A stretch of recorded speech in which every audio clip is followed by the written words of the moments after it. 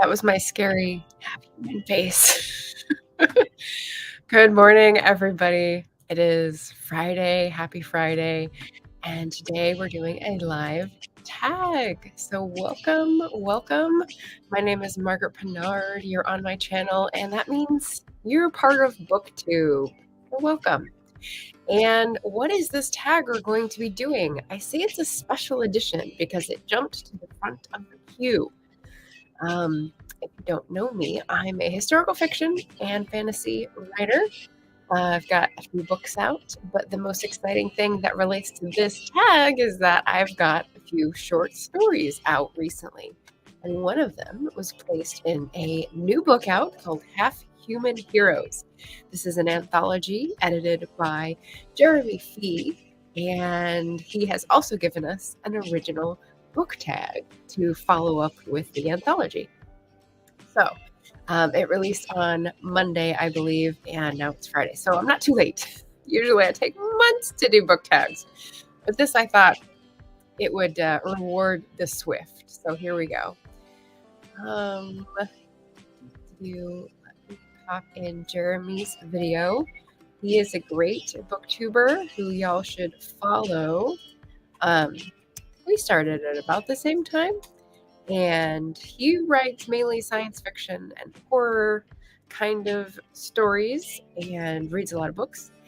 And I write mainly historical and have dabbled in fantasy recently. So that's why I have scooched my way over into this anthology. And that is linked to buy it on Amazon if you are curious and if this piques your interest. So the way that Jeremy set up this tag is that he gave us a prompt for every story in the anthology. And so that means that we get to go through the table of contents and shout out everyone who is listed as a contributor, which is pretty fun. So I will just start doing that. Pop any questions you have in the chat, and away we go. Ta-da! So prompt number 1, I'll tag people at the end, so don't worry, I won't forget. It's in my outline. Prompt number 1, the foreword by Philip Chase. Give a shout out to someone in the Fantasy BookTube community. And of course, the first person I thought of is, well, he says fantasy, but I was thinking sci-fi because that's the angle I think of these stories. So I thought of Rachel from RK Stumbling Bear, and I'll pop her channel name in the chat. So she is participating in the SPSFC for the second year, and so lately she's had videos on self-published science fiction books, and I think that's really great. I don't see many people heading out and stalwartly reviewing self-published books in science fiction and fantasy because the big ones get so much play that often they're more shiny and hyped for booktubers to embrace. So I'm really glad to see that Rachel reads these and delights in them and puts up great reviews. So shouting out Rachel for this first prompt. Prompt number 2, Dishonoured in Death by Mason Adey. Who are your favorite sibling characters in a story? And Mason is great. He is BookTube in the dark. Mason in the dark. There we go. So he's a blind booktuber, and I haven't read all the stories. I've only read a few others besides mine for editing purposes. So favorite sibling characters in a story. Okay, now this is when I start having to put up overlays. So bear with me, skipping back and forth a little here. I thought of 2 immediately. So the first one would be this one. The Gentleman's Guide to Vice and Virtue by Mackenzie Lee. I listened to this as an audiobook last year, I believe. It was fantastic. Funny, emotional, action, humor, accents, of course, on the audiobook. And there are 2 siblings, and I think the second book in the series or the duology considers the siblings sort of main character story. So this was a great romp, and I really liked it.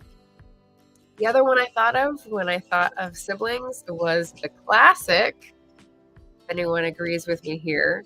To Kill a Mockingbird by Harper Lee. One of the only banned books that I've read and liked. So there we go. And I especially have an attachment to this one because the movie with Gregory Peck features Scout, who's one of the siblings, and I basically looked like her when I was little, so that was kind of fun. But yeah, great book. Top number 3, Goatman's Bridge by P.M. Brown. What is your favorite story with the supernatural in it? And of course, this was hard because I read a lot of books with supernatural. Like anything by Susanna Kearsley is like historical fantasy with supernatural. But I chose a recent one because I think it has not been given the adulation it deserves, although some people might not like it. It's fair. It's fair. Everyone's opinion is valid. But The Bedlam Stacks by Natasha Pulley. So I've heard that it is similar to Erin Morgenstern. If you like that, there's magical realism. But I didn't know until way in whether it was actually magical. So like I was really taken in. I was like, is that true? Is that true? I don't know. Could be science. Who knows? But I really love the way this was written. So I'll definitely be reading more of Natasha Pulley, and I will have to get on that Erin Morgenstern train because obviously I think I'm in the same camp. So great supernatural book. I just wanted to say hi to Ethan Graphics, who came in and threw a book at the like button, which is much appreciated. Book Blather asking where's the ice cream. Yes, Book Blather was just on the stream for the other anthology that I was in, the Stygian Collection, which we just got funded, which was super exciting. So hi, fellow author. We've got Eva, hey, Full Gamer, hey, David Wiley, hello. Oh, nice. So David is another hello fellow author who's got a story in this anthology. So very cool to see you here. Okay, I think I'm up to 4. The Band Gets Together by Dane Cobain. What is your favorite story that incorporates music? And this would be a good time for me to check with the audience if music in the background is okay. Sometimes it comes through a bit loud, but hopefully I've gotten it far down enough. So for music, I put this one. This is a historical fiction. It's called This Lovely City by Louise Hare. This is her debut from maybe 2 or 3 years ago, so pretty recent. It concerns the now I'm going to forget the name of the ship. Oh, shoot. Okay, well, there's a generation of immigrants from British territories that came over to the UK after World War II to help rebuild England. And this concerns how they were treated, how they were finding lives to build for themselves, and specifically concerns a jazz musician. And they get caught up in a sort of like framed for murder or like thing. And so there's like a love story, and there's a music scene, and there's like a police. Yeah, it's a lot going on, and it's very rich in detail. So I really liked Windrush, the Windrush generation. There we go. So yeah, incorporates music, and I loved how they characterized the music in the scenes of like 1950s London jazz. It was pretty cool for someone who doesn't know crap about jazz. All right, number 5 or 2, 3, 4, 5. Home of the Gnome by editor Jeremy Fee. What is your favorite playful or interesting title? So he just put up a really great video about his title, and so I like this a lot. I do like puns and titles, so thank you, David, for letting me know. So I went with one of many possibilities. This is one I reread recently, and it's a mystery, historical mystery. Here we go. It's by Katrina McPherson. It's called Dandy Gilver and the Reek of Red Herrings. And this is like number 8 in her mystery series with Dandy Gilver. and she's a well-to-do woman who's married, but who ends up having all these detective romps and circumstances. And so she ends up having a detective agency with her friend. And this one is a definitely like multi-layered title that you discover what it means when you start reading the book. But I especially like this because she got to set it in Aberdeen. And so there's all these funny things about Scots culture and language and the fishwives. And oh, it's good. It's good stuff. So I really like that. But yeah, the red herring is like the typical misleading clue in a mystery, but there's actually herring in this book. So love it. Number 6 is Abandoned Hope by Jessica Haas. What is your favorite moral quandary in a story? Oh, okay. So this is another recent release and a recent read, and I really love this book. So I got it on audiobook, so I'm showing it in the square format. Jollof Rice and Other Revolutions, a novel and interlocking stories by Omolola Ijeoma Ogunyemi. So this is a, it starts out historical. It starts out like at the beginning of the 20th century and basically gives you scenes of important moments in the life of 3 friends who are, I think, I can't remember if it's Nigeria now, but one of the countries in West Africa. And it starts out in like an old culture. It talks a little bit about the clash of cultures with colonization and the growing up, the coming of age. And one of the really emotional, wrenching scenes is whether a friend decides to put herself in danger for her friend, and how that affects her later on, and how that affects all the friends. And so that was a really neat moral quandary to hear. There's also a scene later where, as an adult, one of the characters, is in Poland, I think.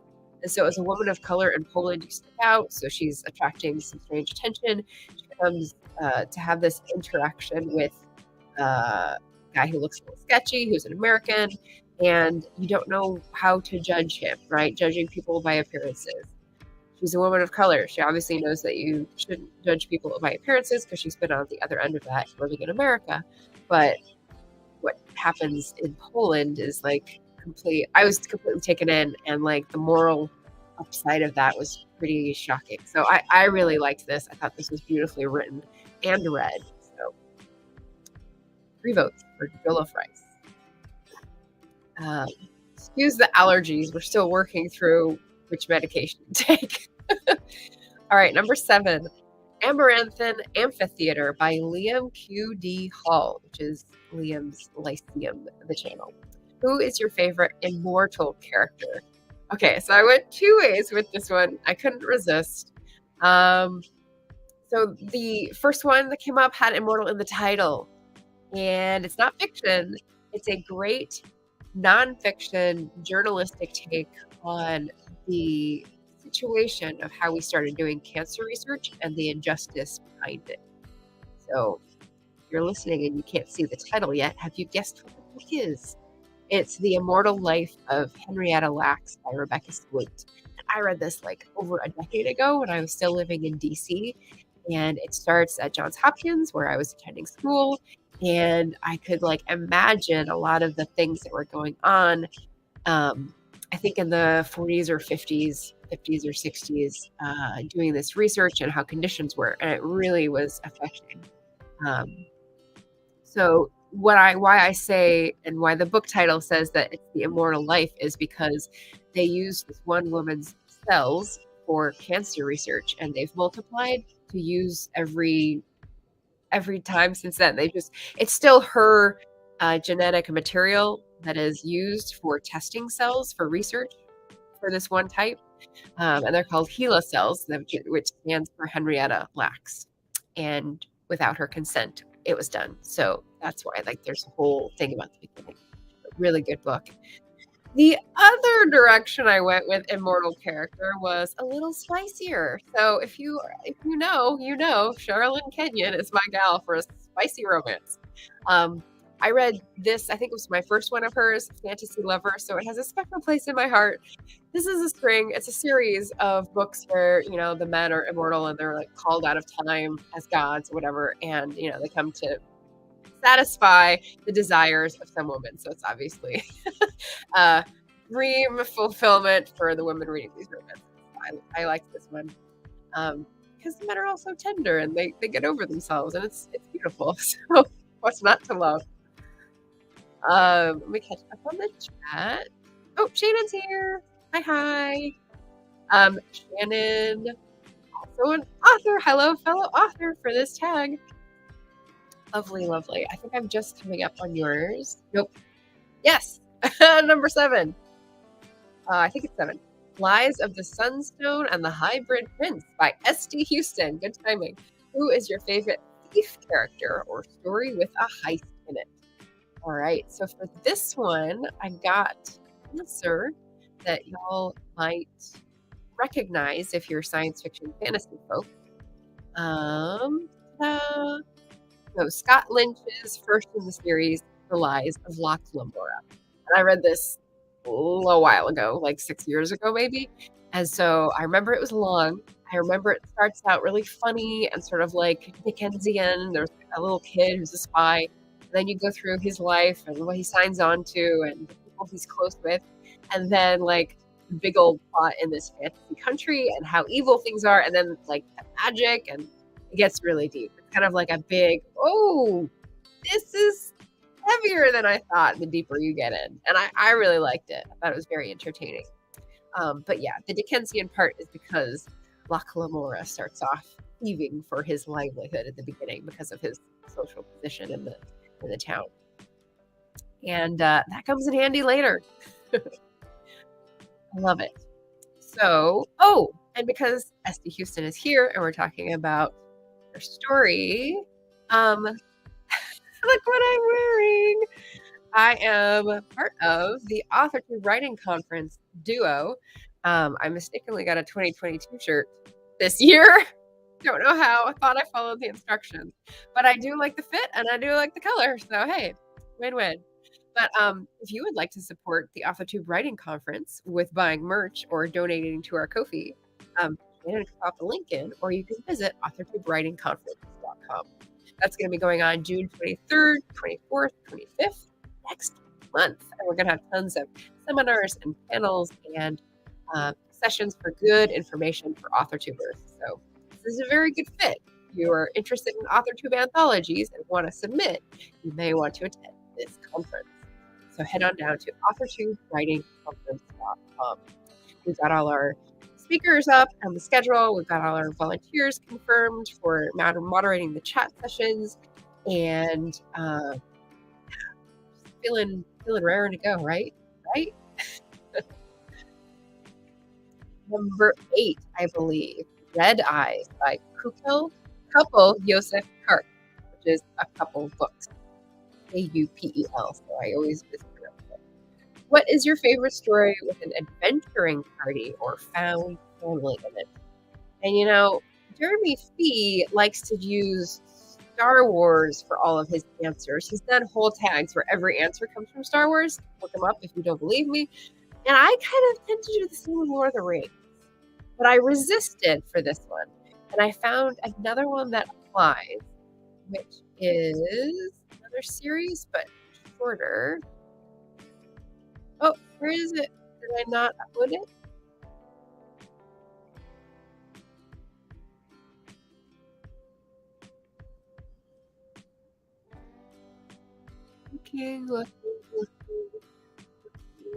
Looking. I can't find it. Shoot. Okay, well, it's Shadowfell by Juliette Marillier. So, I read the first 2 books, and they're quite good. They're good reads. They're very young fantasy feeling. So, the main character is an orphan. She grows up in this world where there's elemental magic and magical creatures. I really liked. And on the first book, she's basically trying to find something to protect herself. She finds a whole gang of people who are rebels, like Star Wars. And then in the second book, they're trying to find people to help them like start a war. And so she's found a family to replace the one that she's lost in both the magical creatures community, which she can talk to, which is a special ability, and with the rebels, even though they can be hard asses. So I really like Shadowfell, first 2 books by Juliette Marillier. Sorry, I forgot to make an overlay of that one. Okay, number 9. That's mine. I'm number 9 in the lineup.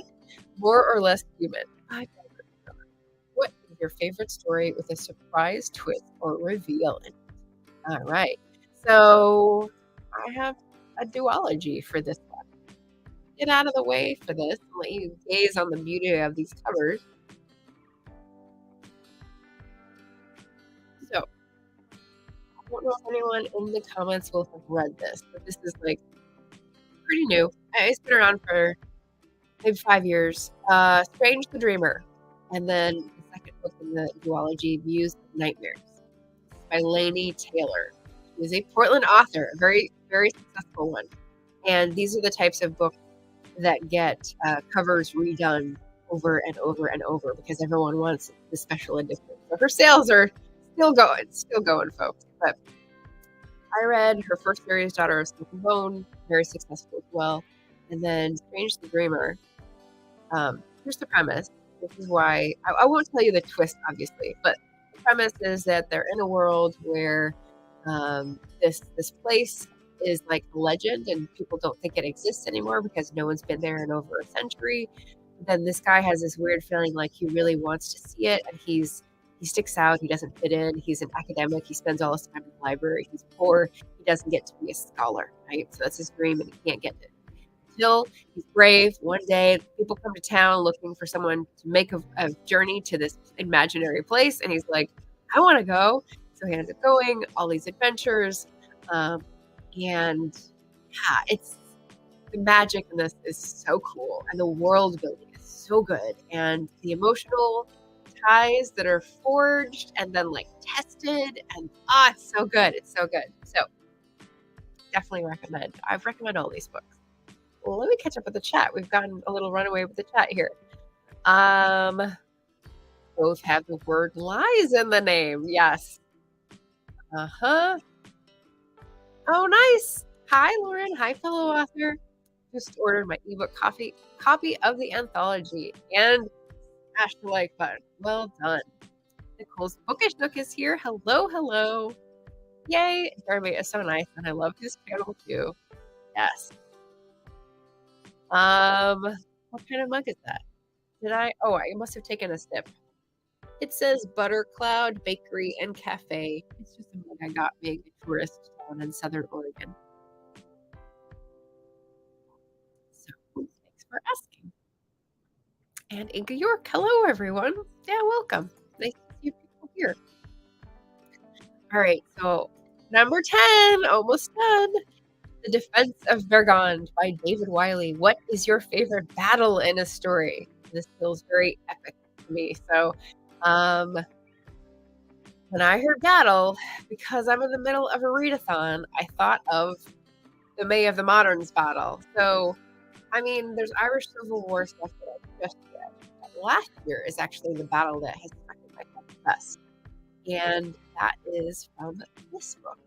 You can't see it, but you can tell it's a Persephone book, right? They have the uniform, beautiful, soft gray covers. It's called William an Englishman by Cecily Hamilton. This was written either during or right after World War I. And the battle scene that I'm remembering, and that is just imprinted on my brain, is these two people who are honeymooning in France are just clueless. They're wrapped up in their causes at home, and they don't realize that the war is about to start, which means maybe they shouldn't go where there's going to be conflict. So they're in this little cottage. They ignore everybody's warning to, get out of the way because it's not safe. They go on a picnic. They're at the top of the hill picnicking. They see all these little specks moving across the landscape and swarming around the hill and proceeding on. And they go, isn't that funny? And then they walk down and they're sort of inquiring what's wrong and why there are people in their little honeymoon cottage. And then the officer comes out and, I don't know, they see someone shot against the wall or something. And so They've witnessed the battle, treated it trivially, and then come face to face with the fact that, like, oh, they might die. Oh, they might die. This is real. So that was really good character growth shown through like growing up and like facing reality rather than being wrapped up in your own concerns. So I think that was really well done. And Emma's here. Emma's back online. Don't panic. Lovely. So those are the 10 excuse me, the 10 stories that are in the anthology. And like I said, you can grab it here on Amazon. I have been an Amazon affiliate for so long and have not reached the benchmark for affiliate links, but I still try. I still go when it's only available on Amazon. I'll grab that link. I think I get like 18 cents a month or something. So if I'm lucky. So, help contribute to an author's food budget. And that is the link below. So we're rounding up this live book tag here. I'd like to thank the other books contributors. Their links are in the description below. Philip Chase, The Best of Fantasy, Mason in the Dark, Lake Modesty Murderer, Dane Cobain, Jeremy P, Just the Book Freak, Liam's Lyceum, St. Huston, a couple books, and David Wiley 7. Those are all the handles that are in the description that you should definitely go visit and subscribe to. And who am I tagging? Well, I already shouted out a sci-fi fantasy author. That would be R.K. Stumbling Bear. So in addition to R.K. Stumbling Bear, I'd love to tag Taylor at Night Between the Pages in Japan. Amy Rosenfeld, who's in New Zealand. Melissa at Fully Book, who's in Canada. Bethan Berdinga-Sukular, who's out in the wilds of Pennsylvania, I believe.